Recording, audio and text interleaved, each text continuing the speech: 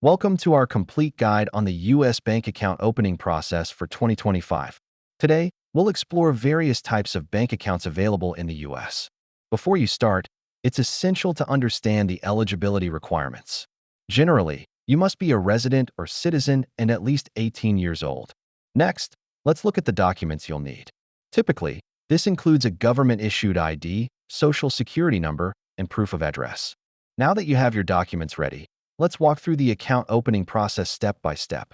You can open an account online or visit a branch in person. Each method has its advantages, depending on your convenience.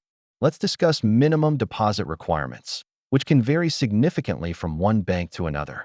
Understanding fees and features is crucial. Be sure to compare services to find what fits your needs best. Choosing the right bank is important. Consider factors like customer service, technology, and branch accessibility. After your account is activated, expect to receive your debit card and information on how to access online banking. Finally, we'll address some common FAQs regarding the account opening process to ensure you're fully informed.